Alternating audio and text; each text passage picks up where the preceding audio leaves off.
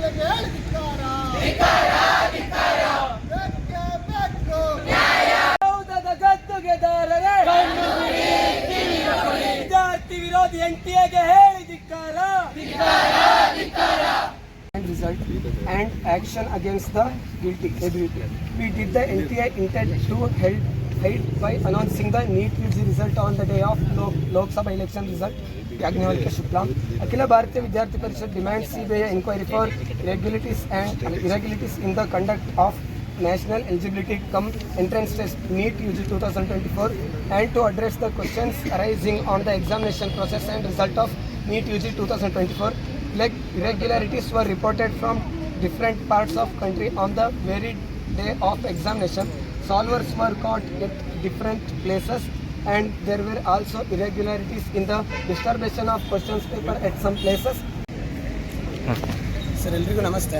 ಇವತ್ತು ಅಖಿಲ ಭಾರತದಾದ್ಯಂತ ನೀಟ್ ಯು ಜಿ ಎಕ್ಸಾಮಿನೇಷನಲ್ಲಿ ನಡೆದಿರುವಂಥ ಸ್ಕ್ಯಾಮ್ ವಿರುದ್ಧವಾಗಿ ಪ್ರತಿಭಟನೆ ನಡೆಸಲಿಕ್ಕೆ ರಾಷ್ಟ್ರದಾದ್ಯಂತ ಕರೆ ಕೊಟ್ಟಿದೆ.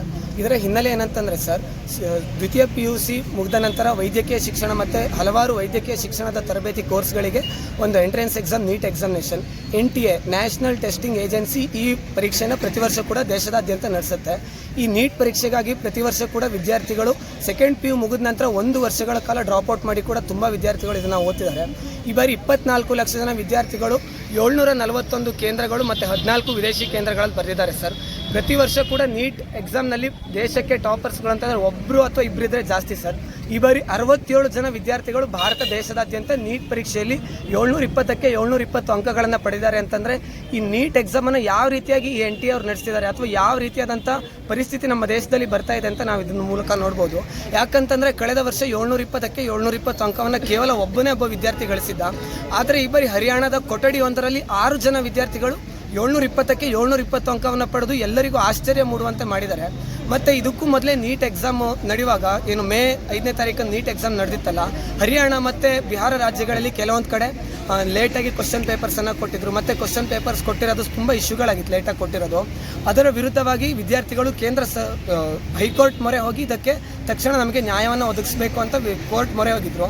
ಆದರೂ ಕೂಡ NTA ನ್ಯಾಷನಲ್ ಟೆಸ್ಟಿಂಗ್ ಅಕಾಡೆಮಿ ತನ್ನ ಈ ಕಳ್ಳಾಟವನ್ನು ಬಯಲು ಮಾಡಿಬಿಡುತ್ತೆ, ವಿದ್ಯಾರ್ಥಿಗಳು ಬಯಲು ಮಾಡ್ತಾರೆ ಅಂತಲೇ ಹೇಳಿ ಜೂನ್ 14ನೇ ತಾರೀಕು ಪ್ರಕಟಿಸಬೇಕಾದಂಥ ಫಲಿತಾಂಶವನ್ನು ಜೂನ್ 4ನೇ ತಾರೀಕು ಅಂದರೆ ಕೇಂದ್ರ ಲೋಕಸಭಾ ಚುನಾವಣೆಯ ಫಲಿತಾಂಶ ದಿನವೇ ಇದನ್ನು ಪ್ರಕಟಿಸಿದೆ. ಆದ್ದರಿಂದ ತುಂಬ ಜನ ವಿದ್ಯಾರ್ಥಿಗಳಿಗೆ ಇದರಿಂದ ಸಮಸ್ಯೆ ಆಗಿದೆ ಸರ್. ಯಾಕಂತಂದರೆ ಇತ್ತೀಚಿನ ದಿನಗಳಲ್ಲಿ ಎಂಥ ರ್ಯಾಂಕ್ ಬಂದು ಎಷ್ಟೇ ಬಂದರೂ ಕೂಡ ವಿದ್ಯಾರ್ಥಿಗಳಿಗೆ ಉತ್ತಮ ಸೀಟ್ಗಳು, ಉತ್ತಮ ಕಾಲೇಜುಗಳು ಲಭ್ಯ ಆಗ್ತಾ ಇಲ್ಲ. ಆದ್ದರಿಂದ ಈ ಸಮಸ್ಯೆಯನ್ನು ತಕ್ಷಣ CBIಗೆ ವಹಿಸಬೇಕು. CBI ಯಾವುದೇ ಪಕ್ಷಪಾತ ವಹಿಸದೇ ವಿದ್ಯಾರ್ಥಿಗಳಿಗೆ ಸರಿಯಾಗಿ ನ್ಯಾಯವನ್ನು ಒದಗಿಸುವ ನಿಟ್ಟಿನಲ್ಲಿ ಕರೆಕ್ಟಾಗಿ ತನಿಖೆಯನ್ನು ನಡೆಸಿ ವಿದ್ಯಾರ್ಥಿಗಳಿಗೆ ತಕ್ಷಣ ನ್ಯಾಯವನ್ನು ಒದಗಿಸಬೇಕು. ಮತ್ತು ರಾಷ್ಟ್ರದಾದ್ಯಂತ ಇದನ್ನು ABP ಕರೆ ಕೊಟ್ಟಿದೆ. ಮುಂದಿನ ದಿನಗಳಲ್ಲಿ ಈ ಸಮಸ್ಯೆಯನ್ನು ಸರಿಯಾಗಿ ಬಗೆಹರಿಸಿದಲ್ಲಿ ನಾವು ದೊಡ್ಡ ಮಟ್ಟದ ಪ್ರತಿಭಟನೆಯನ್ನು ರಾಜ್ಯದಾದ್ಯಂತ ಕೈಗೊಳ್ತೇವೆ ಅಂತ ಈ ಮೂಲಕ ಹೇಳಲಿಕ್ಕೆ ಇಷ್ಟಪಡ್ತೀವಿ. ನನ್ನ ಹೆಸರು ರಘುನಂದನ್ ಹೆಗಡೆ ಅಂತ, ಶಿವಮೊಗ್ಗ ಮಹಾನಗರ ಕಾರ್ಯದರ್ಶಿ. ಧನ್ಯವಾದ.